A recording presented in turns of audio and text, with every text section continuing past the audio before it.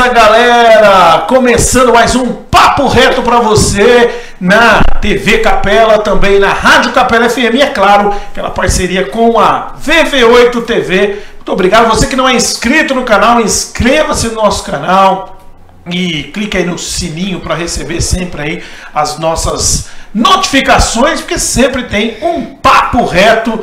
E hoje o nosso Papo Reto é com ele, meu companheiro de transmissões esportivas, Wagner Alves.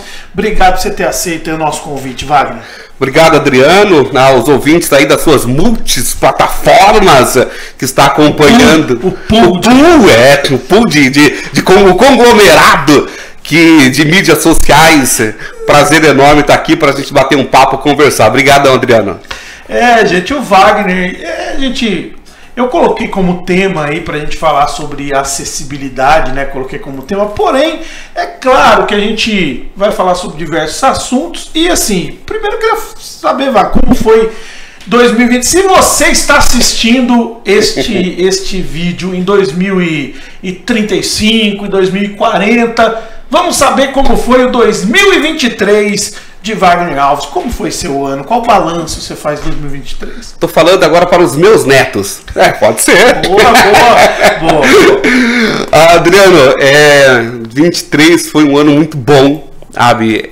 Um ano em que eu consegui colocar alguns projetos, tirar do papel muitos projetos. A gente tem essa questão do procrastinar, né, Adriano? A gente tem muitas ideias e vai esperando aquele momento certo. Quando eu tiver a melhor caneta, o melhor papel, quando aparecer o melhor microfone. Então, esse ano de 2023, eu tenho um projeto que é a voz do seu evento, que é a narração esportiva em loco. Aquela que a gente vai com as caixas de som, leva para o local, e eu levo a narração, a reportagem e a plástica do rádio, sabe? Aquela vinheta. E esse ano eu fiz uma parceria com o Country Club de Valinhos, Clube Atlético Valinhense, uma parceria, sabe, muito legal também. Em Louveira, Louveira, exatamente. A Prefeitura de Louveira me proporcionou essa oportunidade. Fora clubes, escolas, fiz até campeonato de igreja, a gente levar aquela narração.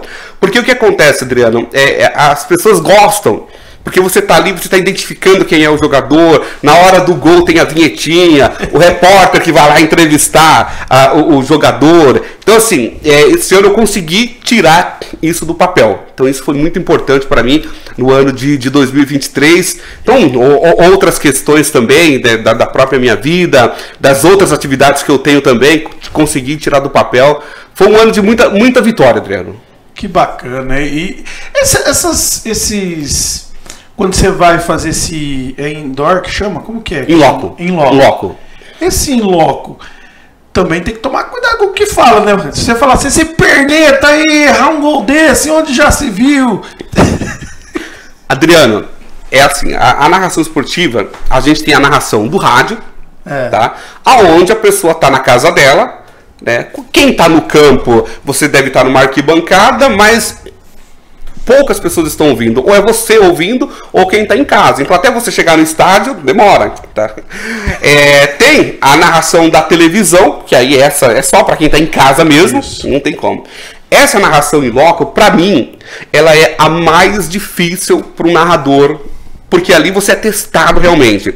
Porque, Adriano, como o que é muito importante na minha vida, na sua vida, são os nossos nomes. Exato. E quando o Adriano está sendo chamado de José, a mãe do Adriano está ali do lado, fala, não, meu filho não é o Zé. Não é.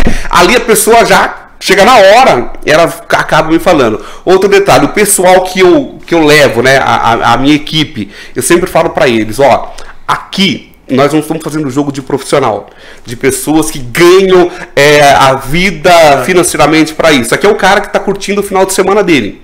Então, ele está dando o melhor.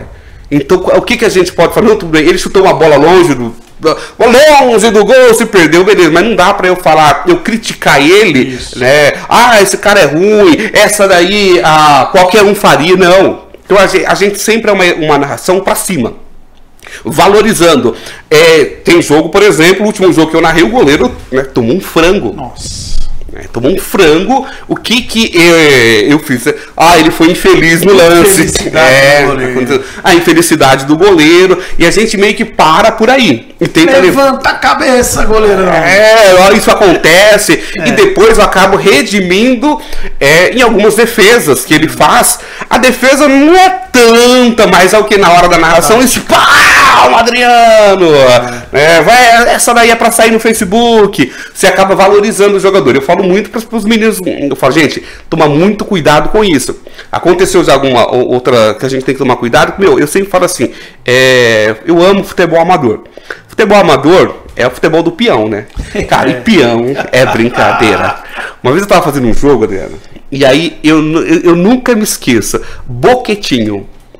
O nome do nome, Boquetinho. O nome do cara? E eu tô lá, dominando a bola, pega Boquetinho, sai jogando. Daqui a pouco, cara, o cara tira a camisa. Eu vi que o cara tirou a camisa, saiu, chutou, jogou a camisa e foi dando volta. Aí eu vi que ele ia vir na minha direção. Quando ele veio, ele pegou, pediu o papel. Deixa eu ver o que tá escrito aí. Quando ele olhou, tava lá, né? Número 7, Boquetinho. Aí ele começou, eu quero saber quem foi que fez isso daqui. Aí eu falei, moço, calma. Aí atrás de mim, os caras dando risada. Não. Vai, continua no Boquetinho aí.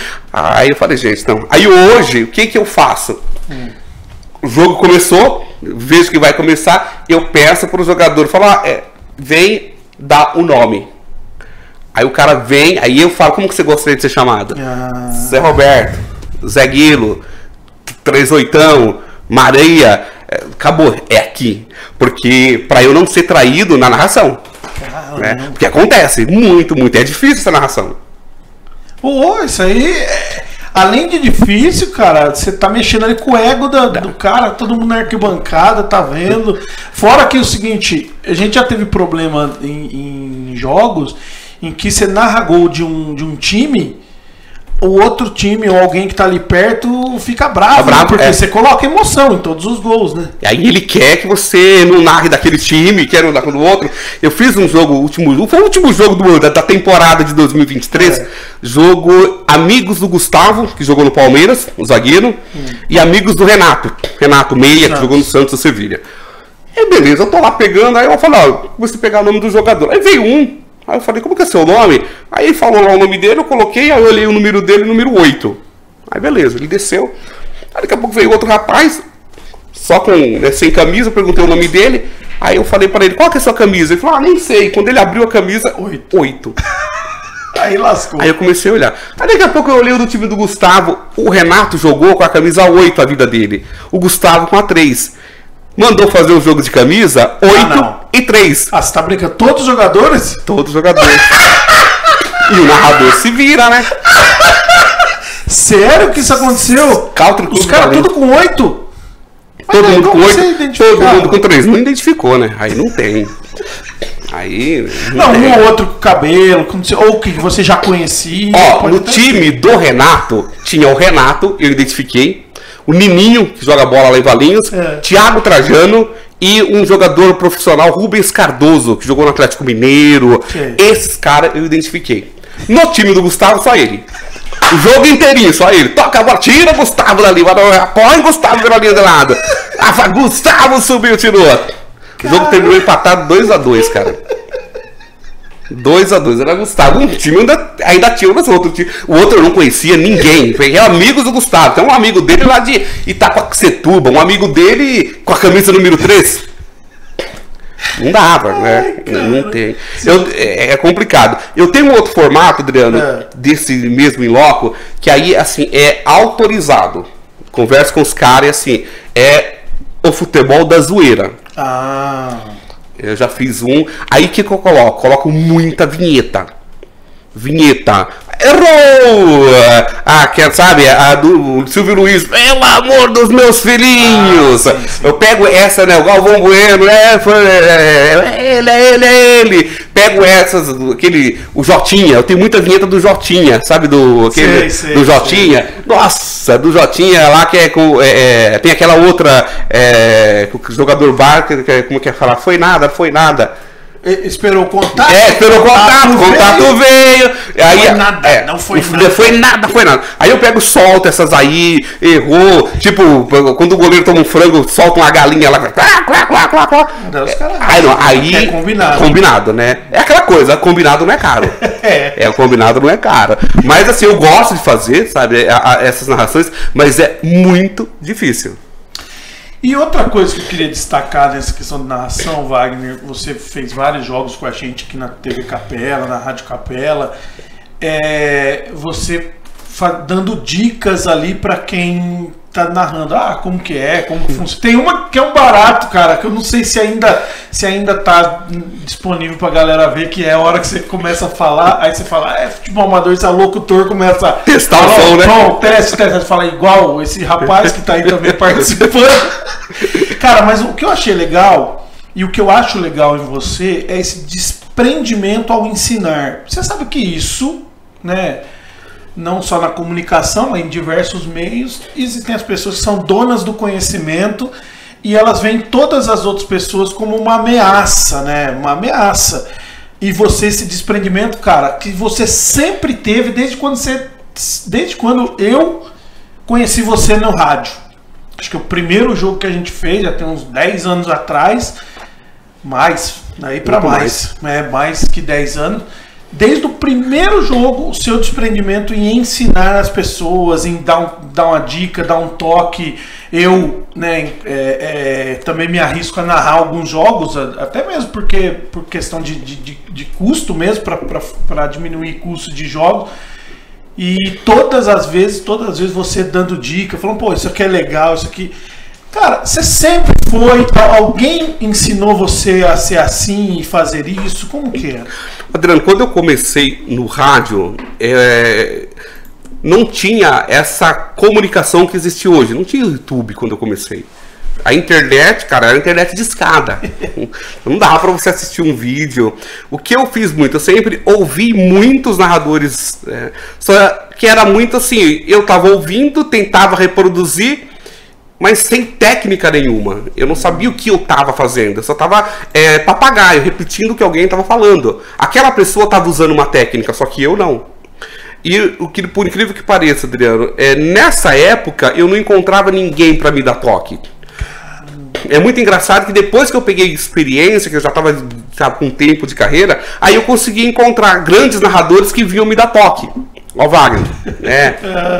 Mas quando eu precisei mesmo... Não tinha. Você tava cru? Cru, não tinha. Eu narrando, sabe, que nem um louco lá e o pessoal... Porque assim, a narração, ela é uma arte. Sim. É uma arte. Eu recebi um prêmio, lá, eu faço parte da Academia Valiense de Letras e Artes. Tá? E quando o pessoal me chamaram, eu não queria aceitar. Falei, cara, eu não sou artista. E aí ele falou, eu considero o que você faz uma arte. Ele falou, assim, eu considero. E aí, uma vez, um chefe de equipe falou, ó, eu tenho aqui uma equipe. Tenho repórter, eu tenho cinegrafista, eu tenho jornalista, tem todo mundo, tá? Você faz tudo que esse pessoal faz. Esse pessoal não faz o que você faz. Exato. Então, assim, aí eu passei a dar muita atenção para aquilo que eu faço. Que é estudar, ler... Treinar, sabe? Treinar. Eu treino muito. Treinar. Eu treino muito. E tava toda hora ali treinando. E eu fico pensando assim, muita gente não teve, como eu não tive, também não tem. Então eu tenho que passar isso para as pessoas. Eu percebo aquele que quer aprender, que quer, sabe? Vamos lá, porque como é uma arte, Adriano, é como cantar. Tem muita gente que assim, ele começou cantando, não, ele foi aprendendo. Isso aí. E o narrar é assim. E assim, Adriano, uma coisa assim, não existe o narrador top, o bom, não existe, porque narrador é gosto de quem está ouvindo, de quem está assistindo, tá? Galvão Bueno, um monte de gente detesta, tá? Silvio Luiz, um monte de gente detesta. Isso. Tá? Então, o que acontece? Vamos lá, o Adriano. Mas eu não tenho jeito para narrador, eu não sou. Cara, você pega a sua identidade, seu jeito, o jeito do Adriano, e você vai criar um estilo de narração. Você vai criar. Isso daí como que você vai fazer? Desenvolvendo. Uma vez o Roberto César falou para mim, Roberto César é um narrador de Campinas, isso. Rádio Central, Bandeirantes, hoje ele está na Rádio Jovem Pan. Sabe, foi meu chefe, e foi o cara que eu falo assim, o Alberto, ele me deu a habilitação para dirigir. Imagina aquele cara que dirigia o carro na fazenda daquele jeito, qualquer jeito, passava em buraco e de repente o Alberto, fui trabalhar com o Alberto na Rádio Central, só que na época eu não entendia como dicas, eu não entendia como uma aula. Aí eu via que ele estava pegando no meu pé. Cara chato. Cara chato, exatamente. Mas não, tudo aquilo que aí ele foi me ensinando. Wagner, escanteio, você tem que prestar atenção na área. Esquece o cara que vai bater. A bola vai chegar lá na área. Olha pra ele meio ali de cunhenha ali, viu que espera o repórter falar, fulano vai bater. Presta atenção. Quando os caras for pra aula, já olha quem tá indo pra área, 2 zagueiros. Ali a sua chance de errar, sabe, 20% você acertou. Isso. Que já tem 2 caras ali, você tá olhando eles.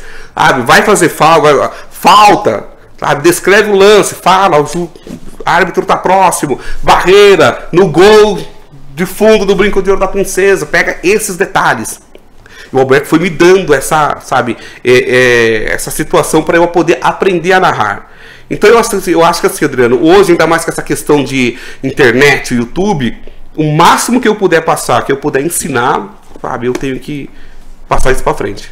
Isso é muito bacana, assim, eu acho fenomenal quando tem alguém que divide assim o conhecimento. E até uma vez, eu recebi de um rapaz, ele mandou um áudio, ele narrando um lance. Aí ele inventou o lance na cabeça. E, cara, que narração top, tal. Aí eu conversei com ele e falei, olha, quer vir, né? Aqui tem oportunidade aqui pra você aprender, tal. A gente tem aqui, tem jogo do amador, a gente tem que transmitir. Vem aprender. Cara, ele não conseguiu. E aí eu falei pra ela, fica à vontade, se você quiser voltar, tal. Ele falou, não. Por quê? Porque uma coisa é você formar o lance aqui, falar, recebeu uma bola na grande área. Outra coisa é o lance acontecer e você tem que narrar, você tem que replicar o que tá acontecendo. Então você se perde, não consegue falar o número. E aí quando você presta atenção no número, o cara já tocou a bola, já tá com outro. E você erra quem fez o gol, por exemplo. Meu Deus do céu, isso é ruim. Então, uma coisa é você formar o lance, outra coisa é você ver na hora ali. Tem muito isso. Adriano, eu comecei igual esse rapaz, fazendo em casa. No conforto, na minha segurança, na minha escalação. Meu primeiro jogo. Você que montou o lance? Foi na Praça de Esporte Aurora Sudário, hoje, campo do Alaor de Jesus de Siena.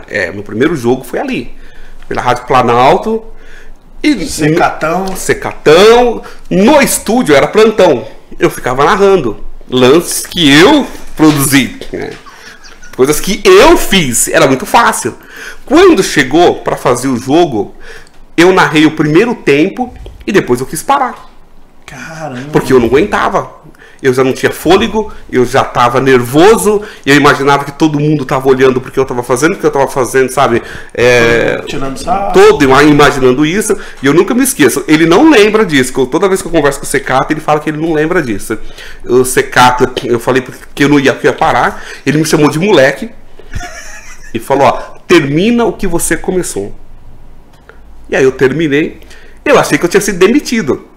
Aí no outro dia eu não fui trabalhar. Que era um domingo, na segunda não fui, né? Aí depois a Patrícia da rádio me liga, Wagner, você quer saber por que você não foi? Daí eu falei, mandou embora? Eu fui demitido. Eu fui conversar com ele, aí ele, Wagner, aquele jeitão do secar, pelo amor de Deus, da Wagner W. Alves, que ele me chama de Wagner W. Alves, né? É assim mesmo. E então, assim, Adriano, é realmente a narração, porque são muitos elementos.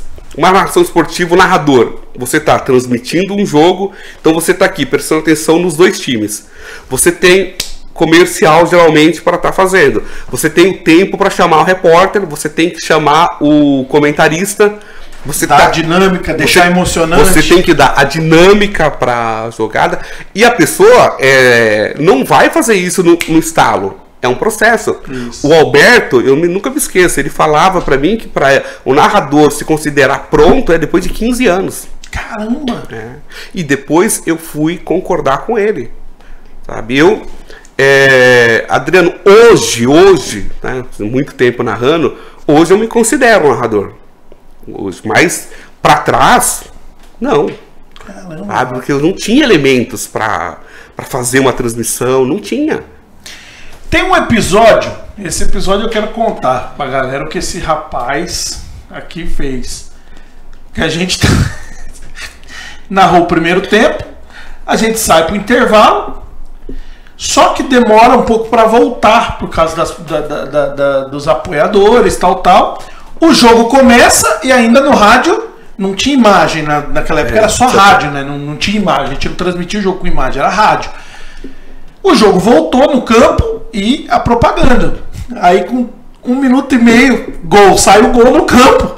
Eu fiquei desesperado. Eu falei, e agora? Eu queria parar a propaganda. Aí você falou, espera, abre e já joga pra mim. Eu já abri, já joguei. Cara, aquele dia foi uma aula que você deu ali. O que você fez? Quando voltou a narração, aí eu reconstruí a narração e fiz o gol. Narrei o gol como se tivesse acontecido naquele momento. Quem tá perto fica perdido, né? O narrador ficou louco. Mas nós estamos fazendo o rádio. O rádio é para quem tá em casa. Ele é para quem tá na casa dele. Ele não sabe ainda que a bola voltou, ele tá naquele envolvimento da plástica do rádio. Isso. Entendeu? E agora imagina, você tá lá na sua cozinha fazendo alguma coisa porque deu intervalo no jogo, ou você foi tomar um cafezinho, aí daqui a pouco do nada volta e gol. Você assusta todo mundo. Porque, cara, o Wagner ele volta no lance, ele fala, tocou aqui, tocou ali, ele vai dar 1 minuto mais ou menos, ele já fala o gol e já. Cara, ninguém que está. Depois eu ouvi o jogo pra editar, pra tirar os lances e tal, mas só quem tava lá pra ouvir. E como que foi a transição, assim, Wagner? Eu falo muito que antigamente o imaginário da pessoa era o radialista. Pô, o radialista, eu não sei quem é, né? Hoje não, hoje as pessoas têm que ver a imagem, todos os estúdios, inclusive CBN, rádios que tem só notícia, tá ali mostrando o estúdio. Os jogos, a gente já não imagina mais jogo sem estar vendo a imagem. Lógico que você ainda tem a força do rádio, mas eu assisto, o jogo da Ponte agora eu assisti no YouTube, mas a narração da rádio. Da Rádio Central. Ouvindo a Rádio Central e o YouTube na imagem. Porque, como que foi pra você essa transição de agora ter imagem, de ter que ter a imagem, a velocidade da narração é diferente, como que foi pra você? Adriano, mudou muita coisa. Só pra quem tá nos acompanhando ele entender, é assim, quando o rádio começou, lá atrás, na década de 30, 40, ali foi o auge do rádio, 30, 40, 50, a gente não tinha a questão do videotape. Ainda nem tinha videotape. O videotape ele começou a chegar na década de 60. Caramba! Então a pessoa... o cara narrava sem... ele só ouvia. O ouvinte, ele era tudo ouvindo pelo rádio. Então, o narrador tinha que ser um cara preciso. É um cara que... a bola com o Adriano, domina a bola com a perna direita, tem do Wagner do lado esquerdo, do lado oposto no campo, com o zagueiro atrás. O narrador tinha que transformar isso num lance. Por quê? Verdade. Não existia. Com velocidade, sem velocidade. Não tinha. O gol, as pessoas iam ver depois, na década de 60 principalmente, lá para terça, quarta-feira, o gol que foi no domingo. Tá? O rádio e o narrador, ele é aquele cara preciso. Isso. Com a evolução, a narração, ela deixou de necessitar, na minha opinião, tá? Respeito aos outros narradores, da precisão. Por quê? Hoje, como você falou, o gol da Ponte é mais importante para você a emoção do narrador do que a descrição, porque você está vendo o lance. É mais importante aquele cara, o narrador torcedor, como a gente tem muito hoje, sabe, do que aquele cara preciso. Hoje eu quero a identidade do cara. Eu quero um cara que seja bugrino, ponte-pretano, corintiano, que na hora do gol eu vou comemorar com ele tá lá berrando. Verdade. Né? Ou que zoe no gol. Que tem aquela. Do que um cara que aquele cara preciso, aquele cara técnico na narração, porque você já é simultâneo. Acontece muito isso. O Ulisses Costa, ele narra o gol na Bandeirantes, já vai pro Instagram, ele narrando em cima, o gol embaixo, e o jogo rolando ainda. Os caras já mandam lá. Então, assim, foi muito difícil pra mim? Foi. Porque eu era um cara muito de rádio. E a narração do rádio pra TV, ela é muito diferente. Mas muito diferente. Porque a TV, você tá vendo o lance. Tá? Por mais que eu tenha que legendar, eu falo assim, o Silvio Luiz ele fala isso, a narração na TV era mais legendada, porque os caras estão acompanhando, quem está acompanhando aqui, ele está interessado no lance, ele está pouco interessado no que o narrador está falando. Isso. Então é uma coisa que você vai dando pinceladas. Vira um complemento. E é difícil dar pinceladas, é difícil você narrar um jogo olhando. No rádio, para mim, é muito mais fácil. É muito mais fácil. No jogo, você é o chatão que fica... Falou coisa... Que nada, não foi isso, não. O cara tá louco. Exatamente. Você entrou por trás... outro dia, eu narrando um jogo, e aí eu peguei e falei, né, que o jogador deu um bico na bola. Daqui a pouco embaixo de um monte de comentário. Chapa de... Ô, louco! Chapa de pé virou bico agora? Chapa de pé agora virou. Pô, o cara deu uma chapada na bola. Pô, esse narrador nunca ganhou uma bola de presente. Escrevendo lá embaixo. Porque então ficou muito. É muito em cima ali. Então, assim, a narração pra mim hoje. Hoje eu tô bem mais confortável, sabe? Pra narrar vídeo. Muito mais confortável mesmo. Do que, claro, um período atrás, porque assim, eu fui forjado, moldado pro rádio, para aquele narrador de narrar detalhes, e você no vídeo você não tem que estar dando muito detalhes. Por exemplo, a bola no meio campo, Adriano, não tem que estar narrando. A bola tá ali no meio campo, ou o goleiro catou a bola, enquanto o goleiro tá a bola lá, os caras aproveitam pra mandar abraço, falar coisa do YouTube ali, aí a bola jogou em tal time em tal ano, esse é um americano, é profissional, o cara, sabe, por isso que eu falo, por isso que é bom quando você vai narrar, principalmente campeonato amador. Eu gosto muito de fazer jogo com o Batata, porque ele conhece dos times. Cara, bastante. E daí ele vai falando assim, esse cara aí jogou ano passado no Foga, nem sei se tem Foga ainda. Isso. Esse cara jogou ano passado não sei aonde. Não, esse cara era isso. Ele era desse time que ele tá jogando agora. Esse cara tá aí, o tio dele tá no outro time, Batata é desse jeito. Esse cara aí é irmão do fulano que tá ali no meio. Incrível, ele fala assim, o tio dele aí é o lateral direito que vai entrar agora. Nossa, que impressionante. É isso daí. Então, no vídeo, isso vai passando. No rádio, essas informações que pra mim são muito ricas, elas se perdem. Porque você não tem tempo, você vai na velocidade, na pauleira ali, você não tem tempo de estar falando isso. Porque o rádio é assim, Adriano. Porque no rádio o cara quer saber o que está acontecendo no jogo. Você não pode dar branco. Você não pode ter esse papo pra dar branco, chamam, não, é ali. É uma tela que você tem que estar preenchendo ela, jogando tinta, pra ela não pode ter aquele branco. Imagina um rádio assim, um lance no rádio, daqui a pouco você fica aquele... Cara, na televisão pode fazer normal. Exato. Porque isso daí... Tem uma passagem que até na VV8, fui fazer um jogo na VV8 e aí foi abrir a jornada, aí eu peguei e falei pro câmera, né? Falei, começa daqui e vai andando no ginásio, andando até de um gol até o outro gol. Né? A hora que abriu a jornada, que ele começou a fazer isso, o diretor na época, o Doro, o Juninho, né? Ficou louco, porque eu não falava nada. Aí ele começou a gritar do lado: abriu, tá no ar, tá no ar! Para. Aí eu tive que desligar o microfone. Fala, Juninho, calma. É imagem. É imagem. Aí quando deu o giro, aí você vem com imagens do ginásio José Ezequiel da Silva, daqui a pouco joga um fulano de tal.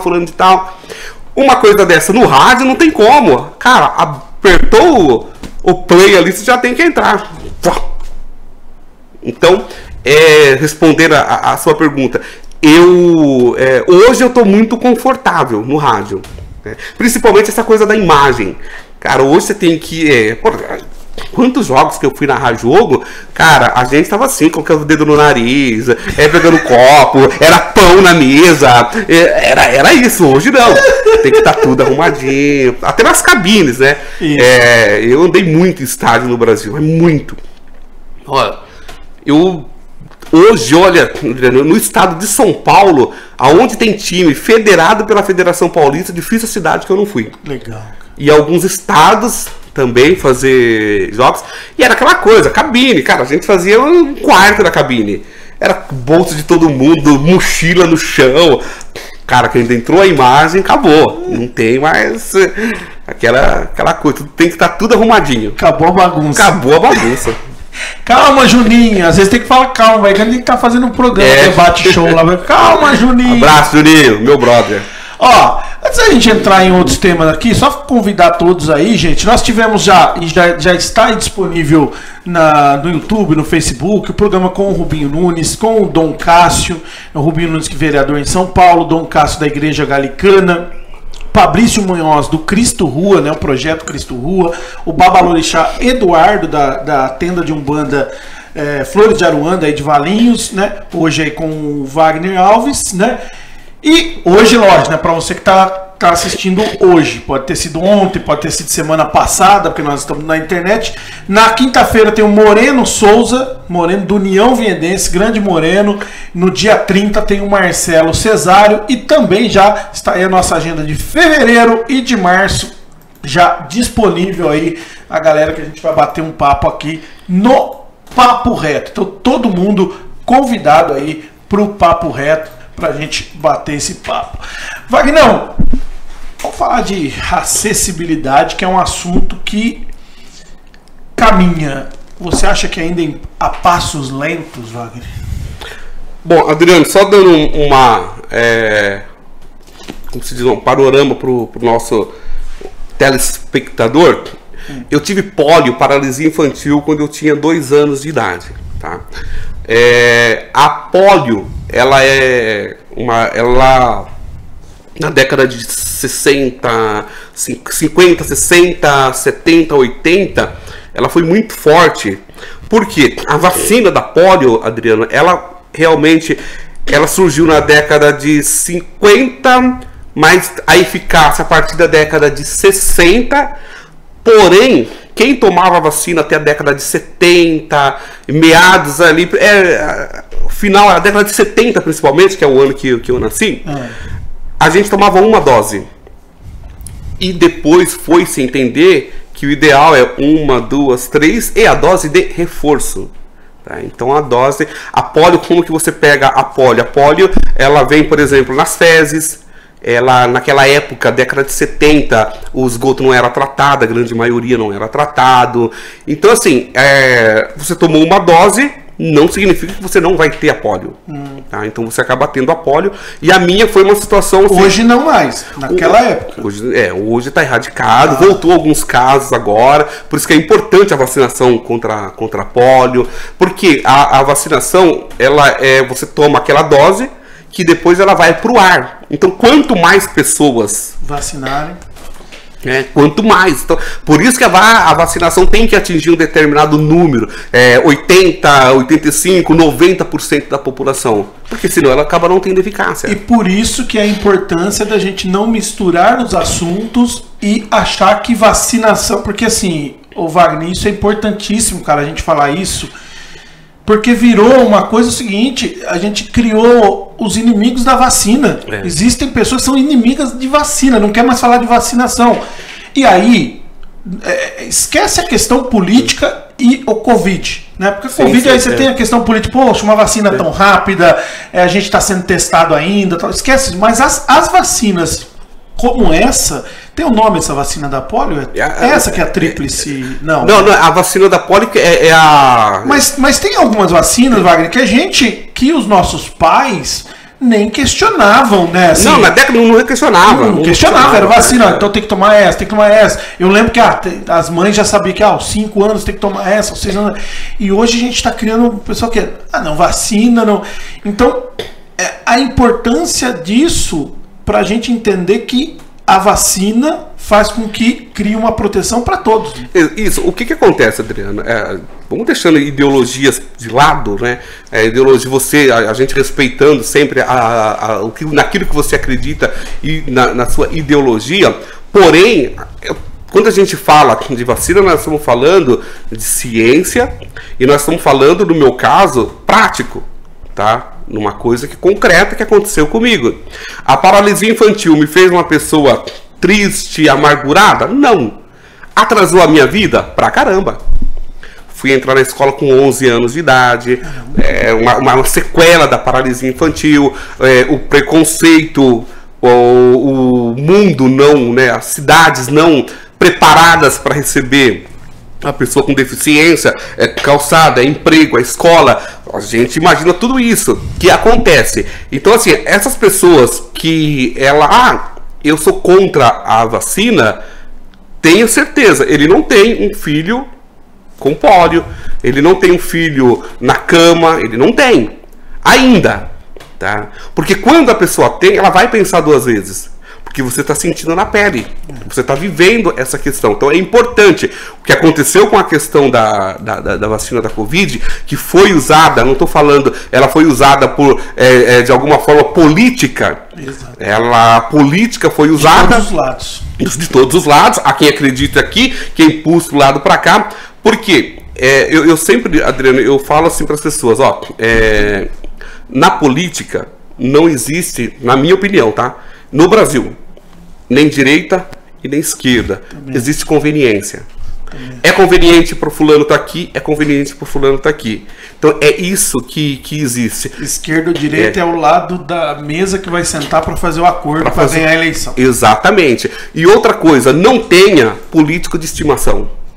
Você não pode ter um político de estimação. Ah, não, mas eu não, sabe? Hoje é o fulano não rendeu, amanhã é o ciclano. Sabe, o cicrano, essa mudança ela tem que acontecer. É isso que eu penso. Então, aí você pega isso e joga para a saúde pública, sabe? Aí pega essa minha geração, que se você pesquisar pessoas com pólio, é da década de 60, 70 e assim, comecinho da década de 80. Porque não existia campanhas de vacinação. Década de 70 não existia campanha. Agora imagina, Adriano, década de 70, vamos lá, 73. Eu nasci em 74, 75, esses anos, 73, 74, 75. Como que eram armazenadas, por exemplo, essas vacinas, quando elas chegavam nos locais? Cara, se hoje a gente, com todos os recursos que a gente vê, como que eram transportadas essas vacinas? Pra gente falar de eficácia. Né? Então, assim, a eficácia ela não existia. Por isso, porque assim, ninguém sabe, tá? É como esse copo aqui. Depois foram entender, não, se você não colocar um copo, não tapar, vai acontecer tal coisa. Mas é água. Mas tem que cobrir. Mas é vacina. Não, mas... Então, foi mudado e foram entendendo de que a vacina da polio era necessária 1 dose, 2 doses, 3 doses e a dose de reforço. E era uma época... que como que isso chegava até as pessoas? Adriano, só através do rádio. Caramba, ninguém tinha televisão. Sabe, era rádio e o boca a boca. Sabe, o boca a boca que... É esse boca a boca que a gente vê. Quem conta um conto... Né, quem conta um ponto, aumenta um... Não, quem conta um conto, aumenta um ponto. Tem Isso. Né, a informação chega desencontrada. Aí, a partir da década de 80... Começou jornais, revistas, televisão e o poder público também abraçando. Aí começou a fazer as campanhas. Não existia nos bairros postos de saúde, Adriano. Sabe? Eu sou de Mauá nessa época, ABC Paulista, e a minha mãe tinha que me pegar de um bairro e me levar tipo 10 quilômetros para poder passar por uma consulta médica. Nós estamos falando de uma época totalmente assim, não faz muito tempo, se a gente for cronologicamente, década de 70. Mas eu acabei tendo essa sequela da polio, né, da paralisia infantil. E a sua pergunta, já esqueci, já que você perguntou. Já. Eu falei que se a gente está caminhando a passos lentos ainda na questão acessibilidade. Não, melhorou muito. Muita coisa, muita coisa mesmo. A gente teve um avanço, na minha opinião, muito grande. Hoje nós temos uma lei brasileira de inclusão. Acho que tudo começa pela legalidade. Então, assim, se você não tem lei, você não tem o que cobrar. Agora, a partir do momento que você tem a lei, você tem, sabe, um caminho, sabe, para poder fazer essa justiça. Então melhorou muita coisa. A gente não está mais a passos largos, lentos, não. Nós estamos caminhando agora, sabe, numa tranquilidade de efetivar essas políticas públicas para a pessoa com deficiência. O Wagner, a gente fala dos bairros, por exemplo, aqui em Vinhedo você tem Três Irmãos, o próprio Von Zub, em Valinhos você tem ali o São Marcos, Colina, bairros que a calçada você não tem como fazer acessibilidade. Então, os bairros novos agora tá se pensando a questão de plantar uma árvore na frente da sua casa, a pessoa já fala, pô, a árvore tem que ser plantada aqui, nesse local, não aqui, porque... Mas os mais antigos... E como que isso pode talvez ser corrigido nesses locais? Adriano, eu acho muito difícil, sabe? Quando a gente pensa em bairros, a gente trabalhar com essa mudança. Eu acho que nós vamos ter que, assim, bairros novos já são projetados, mas esses bairros, a gente andar pouco, aqui na Capela mesmo, a própria topografia do local, isso, sabe, de como foi. Não era pensado nisso. Não era. O cadeirante passando na calçada. Não, porque o cadeirante, o lugar dele era dentro de casa. Exato. Sabe, as pessoas tinham vergonha de ter os filhos com deficiência. O deficiente era escondido.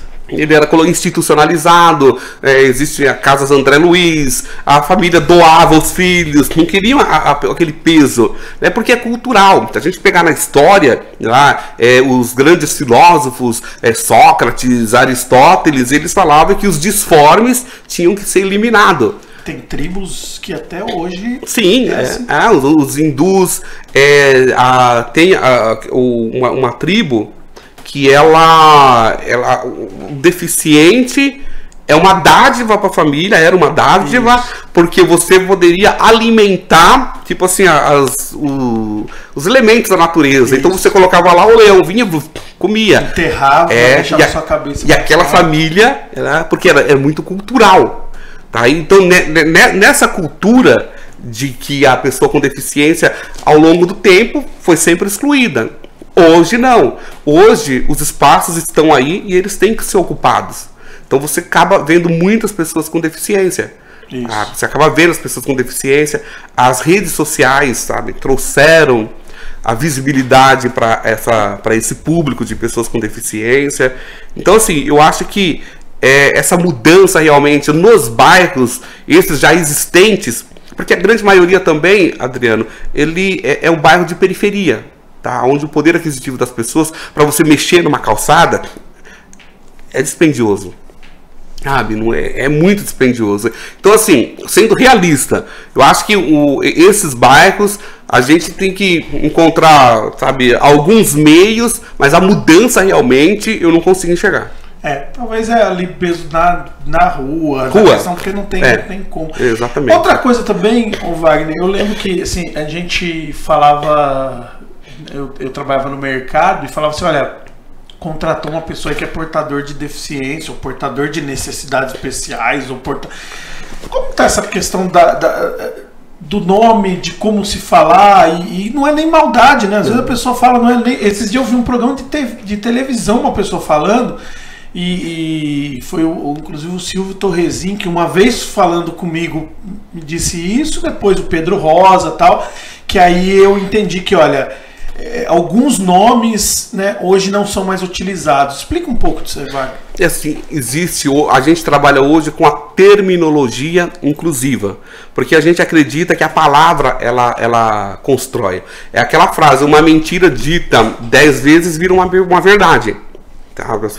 Pela repetição. Então, o que acontece? Quando a gente está se falando, vamos pegar lá, voltar para a década de 70, 70, como você se referia ao deficiente? Se era intelectual, ele era o mongoloide, ele era o louco, o surdinho, o mudinho, o ceguinho, o aleijadinho. tecnicamente, os médicos, na época, a pessoa é portadora da necessidade, ele é portador da deficiência. E aí, o que ao longo dos anos foi se entendendo? Adriano, para eu portar, eu tenho que, a qualquer momento, me desfazer. E eu não consigo sair da minha deficiência. Uma carteira, um guarda-chuva, eu porto as minhas bengalas, mas a minha deficiência, ela tá comigo. Entendeu? Então, esse é um ponto. Quando a gente fala de pessoa especial, esse pessoa especial, todo mundo é especial. Entendeu? Porque assim, por que eu sou especial? Porque eu tenho uma deficiência? Não. Isso não me torna especial ter uma deficiência. Então, em relação a eu e meus irmãos, não. Eu tenho necessidades diferentes dos meus irmãos. Mas necessidades especiais. Mas que não me torna especial. E aí, entrou-se o pessoa com deficiência. Então, como que você vai usar o termo? Fulano é uma pessoa com deficiência física, deficiência intelectual. Porque primeiro vem a pessoa. Nós estamos falando de uma pessoa que tem uma característica que é a deficiência dela. Então, esse termo, desde 2007, a ONU vem trabalhando. Hoje, no Brasil, ele é bem usado. Os movimentos ficam muito bravos quando não é usado.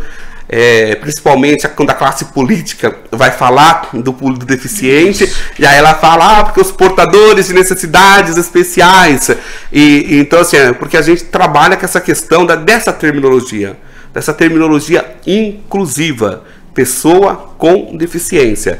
E você não tem que ter receio de chamar o cego de cego, o surdo que é um surdo. Você não precisa ter receio. Wagner, corre aqui. Fulano, você viu isso? Esse tipo de assunto, as pessoas têm muito receio. E não precisa ter receio. Porque na família, entre pessoas com deficiência, esse termo é usado. Você viu aqui, você corre ali, vê como que tá. Então, assim, essa terminologia é muito importante a gente trabalhar de que o correto é pessoa com deficiência. Porque nós precisamos construir uma sociedade inclusiva. E as empresas, Wagner, elas têm feito o papel de contratar as pessoas? Não, você acha que ainda falta alguma coisa? É questão das empresas. Adriano, eu penso que a inclusão da pessoa com deficiência, depois que a gente sai da escola, que é a primeira inclusão, tem que ser na educação, né, para você ter uma educação. A outra responsabilidade é em relação ao emprego. Porque você imagina um jovem com 14, 15, 16 anos, o que ele quer? Ele quer trabalhar. Ele quer arrumar um emprego. Ele quer ter o dinheiro dele. Agora imagina uma pessoa com deficiência. Ele não vai conseguir. Eu fui ter o meu primeiro emprego de dinheiro registrado, eu tinha 26 anos de idade. Caramba. 26 anos de idade, porque não tinha, não há essa possibilidade. Nós temos as empresas que não são preparadas para receber esse público de pessoa com deficiência, porque primeiro vê como alguém com peso. Alguém que eu vou ter que ficar ali monitorando, cuidando, e não é nada disso. Sabe? Se a pessoa serviu para aquela função, você vai contratar. Se não serviu, você não vai contratar. Existe uma lei de cotas, que essa lei de cotas eu acho que ela é muito importante.Ela acaba obrigando as empresas a contratar pessoas com deficiência. Então, tem lá empresas a partir de 100 funcionários, até 2%, até chegar o máximo de 5%, em que as empresas têm que contratar. Mas aí, Adriano, eu tenho uma ressalva em cima dessa lei. Por quê? O Brasil, se a gente for falar de empresas a partir de 100 funcionários, a gente já começa a entender ela como grandes empresas. A partir de 100 funcionários, é uma grande empresa. Não é qualquer empresa que tem 100 funcionários. Tá? E esse número, ele já está num número reduzido de quantidade de empresas no Brasil. Porque a grande maioria do Brasil é a pequena empresa. Isso. É o mercadinho do bairro, é a lojinha, sabe? É a rádio. São esses locais. E o que acontece? Esse local é onde deveria existir um trabalho para que contratasse pessoas com deficiência. Por quê? Você vai contratar o menino do bairro que tem uma deficiência e ele vai trabalhar no mercadinho que é perto da casa dele. Você vai contratar na empresa, aquela empresa de bairro, aquela empresa pequena de bairro, empresa de boné, empresa de tapete. Ali você vai contratar a pessoa com deficiência. Então, para mim, a lei, ela, sabe, tem o seu ganho, mas assim, ela precisa de avanços.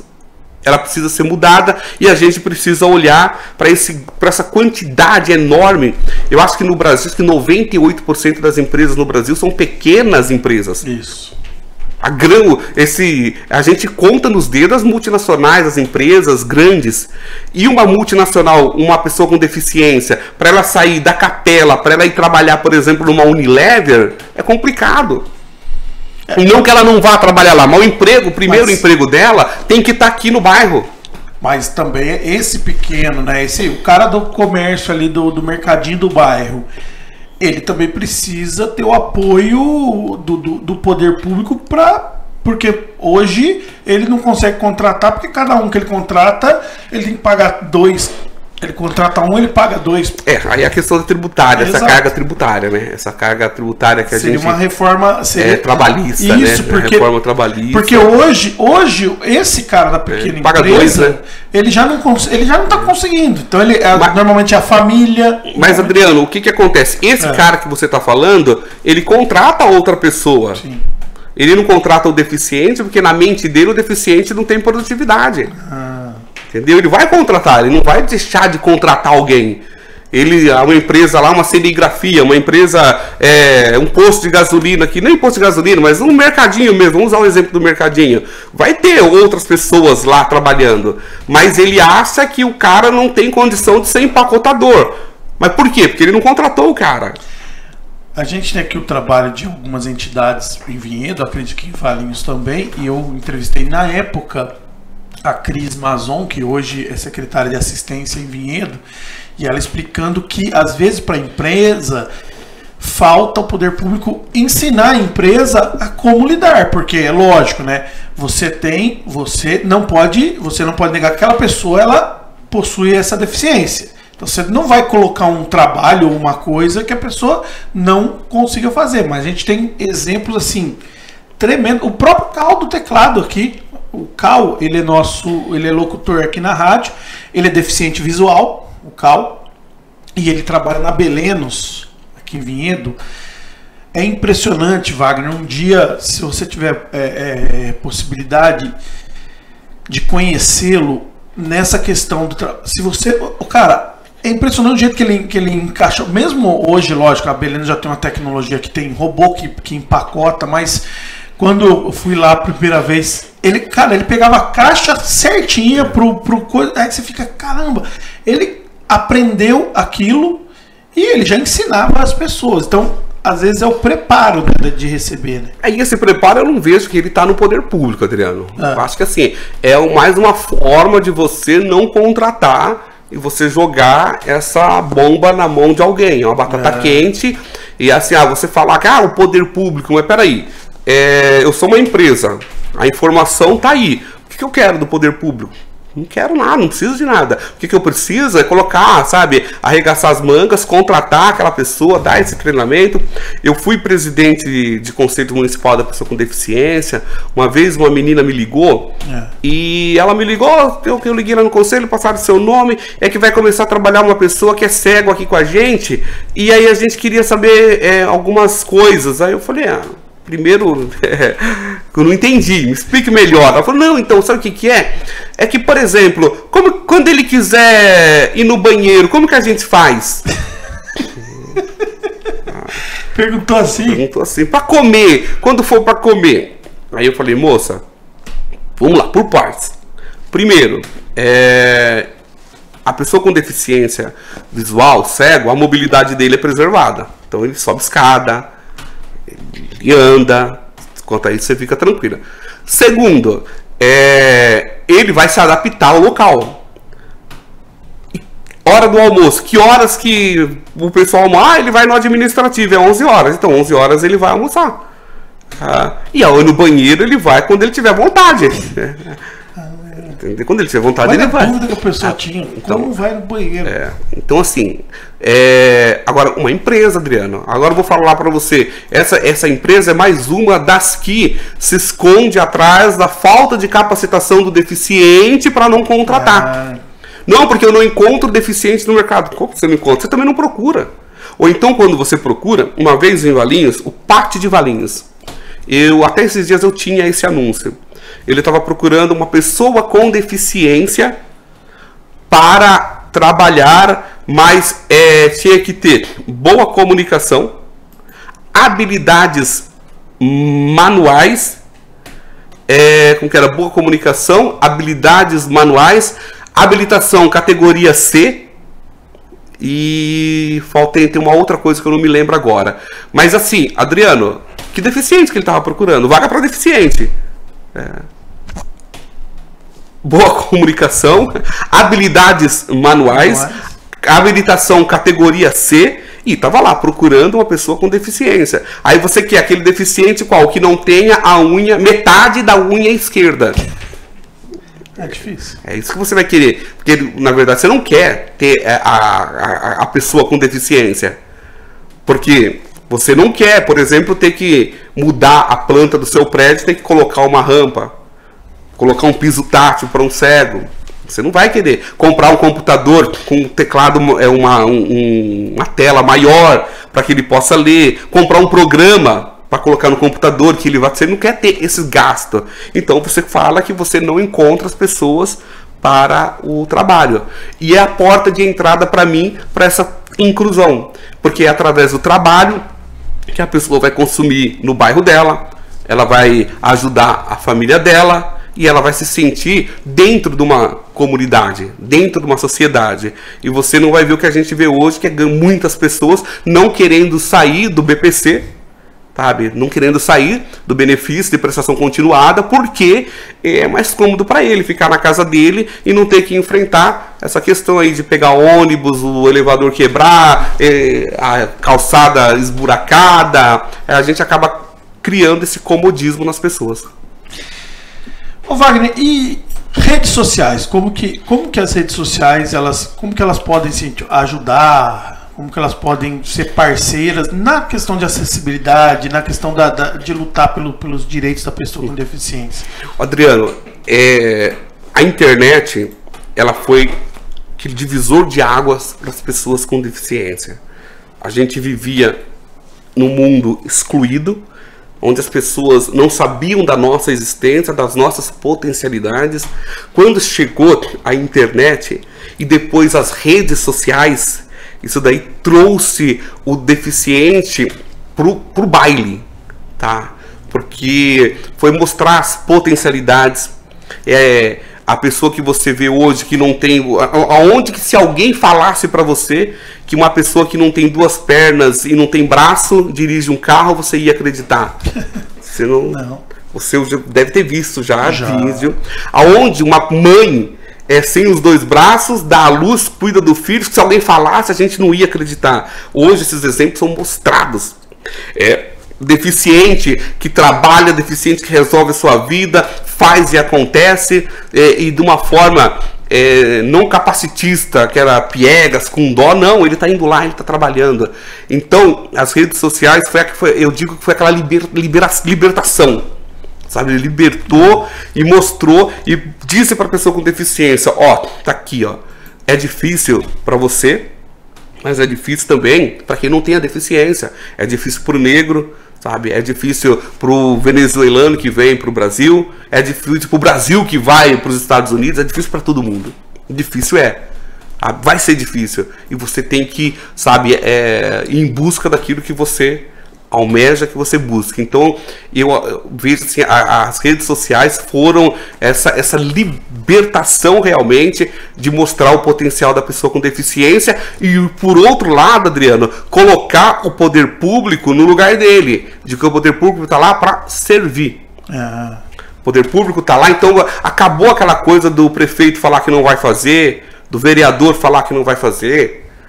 Tem uma cidade muito distante daqui, muito longe daqui, em que uma vez me falaram que a Câmara Municipal da cidade não tem acessibilidade. Eu falei, cara, isso não existe. É uma cidade longe daqui, né? Muito longe. Não, a gente nem imagina. Qual um dia eu tenho que pegar no mapa e te mostrar qual que é essa cidade. Nessa cidade tem um campo de futebol também que o locutor sofre. Tá, mas ele narra embaixo, você viu? Ele narra embaixo. Mas assim, quando fala, como assim? Não tem? Cara, tô falando de poder público. Não tem, o Ministério Público tá aí. Uma casa de leis que faz a lei obrigando que o comércio tenha acessibilidade, que vai falar sobre o autismo, que fala sobre deficiências. Nós estamos falando que essa casa de lei, se um vereador quiser subir no púlpito, púlpito, né? Para falar, ele tem que subir um degrau? Para! Então, Adriano, as redes sociais mostraram que assim, colocou o poder público no lugar dele. Está aqui para servir. Se não tem dinheiro nesse ano, empenha para o ano que vem. Mas que vai fazer? Vai fazer. E a gente está indo para a reta final aqui do programa. Eu queria que você falasse sobre a Marcha pela Acessibilidade. O que é esse movimento Marcha pela Acessibilidade?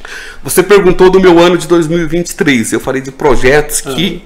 E esse foi mais um projeto que, assim, graças a Deus, ele conseguiu também várias conquistas. O movimento Marcha pela Acessibilidade, ele começou em 2016, onde eu comecei a dar palestras, faculdades, escolas, falar da minha história enquanto pessoa com deficiência. Como que foi? A polio, e hoje trabalho na rádio. Isso lá em 2016 começou com essa questão. Quando eu ia para os locais, eu percebia que eu falo, não, aqui não posso ficar falando só de mim. Eu tenho que falar de lei. Eu tenho que falar de decretos. Eu tenho que falar, sabe, de direitos da pessoa com deficiência. Aí eu fui incorporando e fui levando de novo para empresas, tudo isso sempre de forma voluntárias. E eu precisava dar um nome, porque quem ia? Era o Wagner. Quem ia? O Wagner. Aí veio esse nome, um dia acordei e veio Marcha, porque a marcha ela é constante. A acessibilidade. Então, assim, a marcha pela acessibilidade, ela não pode parar. Isso. Nós estamos sempre em marcha, vai estar sempre marchando aquilo que você falou. Nós estamos estamos, mas tem que continuar. Estamos sempre em marcha. E a partir daí começou a aparecer demandas. A pessoa me via falando sobre uma direito da pessoa com deficiência e chegava lá, olha, a escola não aceitou meu filho. Aí eu usava a minha rede, meus amigos que são advogados, eles orientaram essa família.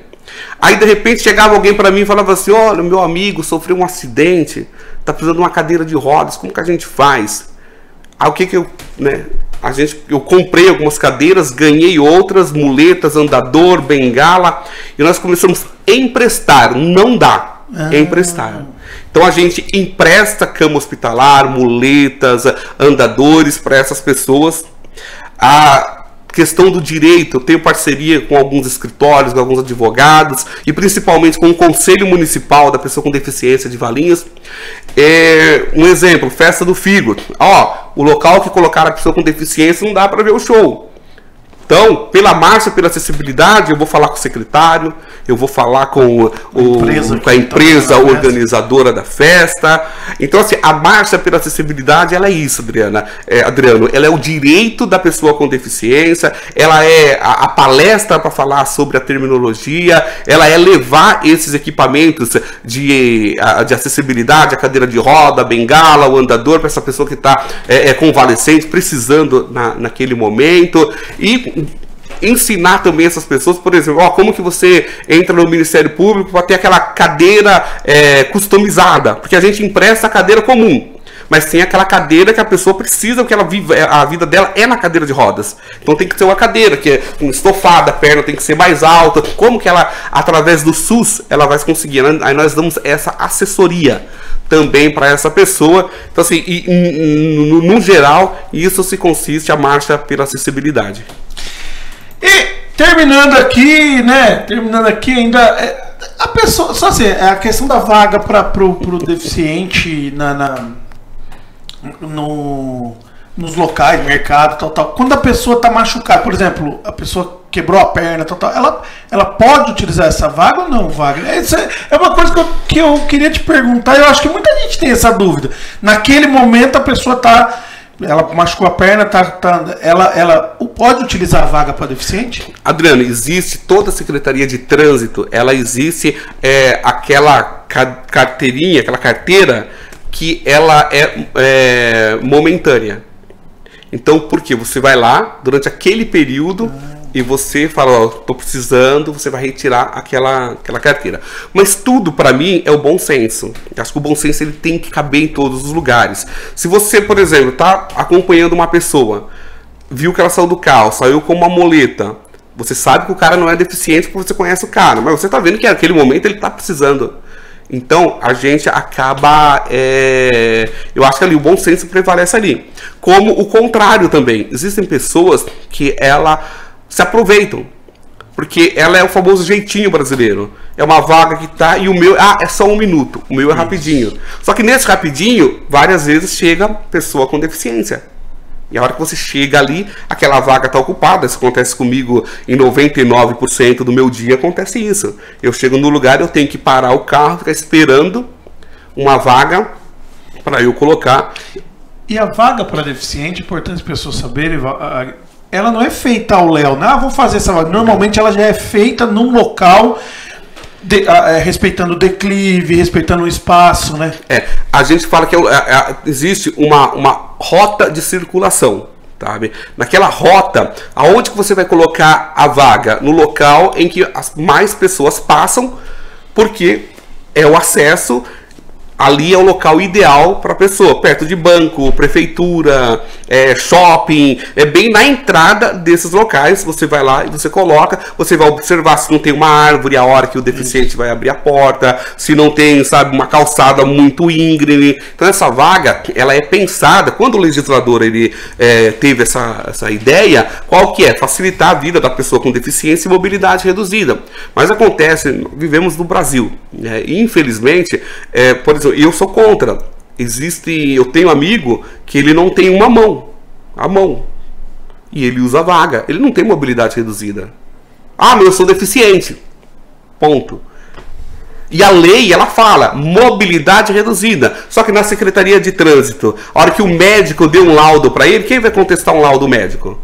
Então, assim, passa muito para mim pela parte médica, sabe? Que dá um laudo, não, você pode, você tem direito. Entendeu? Porque a vaga é para mobilidade reduzida. Mesmo assim, Adriano, acontecem as deficiências invisíveis. Tem pessoas que você olha para ele, você não vê a deficiência, mas se ela andar 15 metros, cara, o joelho dela trava, dói, ela não consegue ficar em pé muito tempo. E quando você vê ela usando a vaga, você fala, nossa, a bonitona tá lá na vaga e ela não precisa. Mas ela tem a tal da deficiência invisível. Por isso que hoje tem até o cordão de girassol, que é para poder identificar esse tipo de deficiência. Mas enquanto a gente viver em Brasil, é aquela questão do jeitinho brasileiro. Essa vaga não é sua nem por 1 minuto.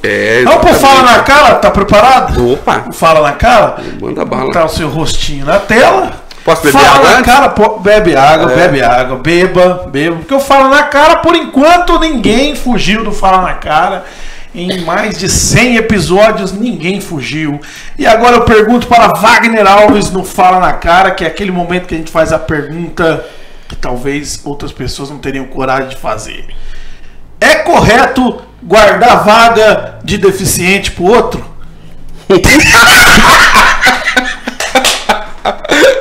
Viu? Esse não é o Fala na Cara, esse é o Tapa na Cara. Olha na Câmara 16 e fale se isso pode. Olha, não pode. Isso não pode, entendeu? Isso daí eu sei que tem uma cidade, né, bem distante daqui, em que tem um locutor que uma vez ligou pro coordenador da rádio pedindo para guardar a vaga regulamentada. Vaga do público para ele. Aí o diretor falou assim, viu? Eu fui lá falar com o guarda falou que não pode. Aí depois eu falei, não pode mesmo. Pior que foi tão, assim, ó. Aí eu pergunto, foi no dia da final, né? Quando o Wagner veio fazer a final, falou, pô, vai lotar ali, né? Ia ter. Tem como segurar lá? E eu fui perguntar, o cara falou, não pode, isso é uma vaga. Aí a hora que eu falei pro Wagner, eu falei, é verdade, cara, não pode. Aí eu falei, caramba, Wagner, tá vendo? Se a gente que tá na pauta, às vezes.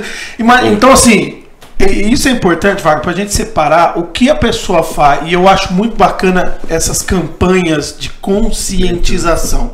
Porque existe a pessoa que realmente ela acha que o minutinho que ela para ali, e principalmente em mercados, presta atenção, no supermercado, as vagas para pessoa com deficiência normalmente são as primeiras ali. Sim. E é onde o cara para rapidinho para alguém entrar, para carregar, para o Uber parar ali. E importante falar assim, olha, esse 1 minuto é a hora que alguém vai chegar ali e vai ficar te esperando. O motociclista ele para a moto na faixa zebrada. Aquela faixa zebrada, quando você vê a vaga por deficiência, aquela faixa que é zebrada, é para eu poder abrir a porta, sair com a cadeira de rodas, sair com a bengala, para você poder fazer esse movimento. Aí o cara vai e coloca a moto bem ali, porque ele acha que aquela vaga é para moto. Mas grande parte ele não faz, ele faz na pressa, ele está correndo e não conhece. Ele faz por desconhecimento mesmo. Por isso que é importante conscientização. Falar, conversar, falar. É lógico que daí você tem o espertão, né? O que quer ganhar vantagem, a lei de Gerson, né? Que eu quero levantar, e a conscientização. Wagner, para a gente terminar, eu perguntei para você do 2023, né? Como foi? Qual a expectativa para 2024? Boa, sabe? É um ano em que a gente. Esse ano é um ano de muitos desafios, tá? Esse ano é um ano eleitoral. Eu estou como pré-candidato a vereador no meu município, em Valinhos.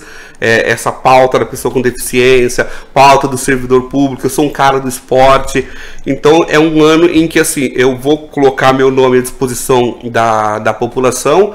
Então, assim, eu crio muita expectativa nesse ano, em que os meus projetos, o Marcha pela Acessibilidade, também o projeto A Voz do Seu Evento, em que eles engatinharam, né, no ano de 22, 23, e agora, nesse ano de 2024, a gente conseguir dar uns passos maiores e firmes, Adriano.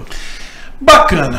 Queria fazer um agradecimento, é sempre muito bom falar contigo. Já estendeu, eu sei que esse ano você é um pré-candidato a vereador, mas já está feito o convite para o senhor vir quando puder aqui aos domingos com a gente na rádio, ou aos sábados quando puder estar aqui, que é sempre bom ter você. A gente aprende muito com você e sempre agradecer.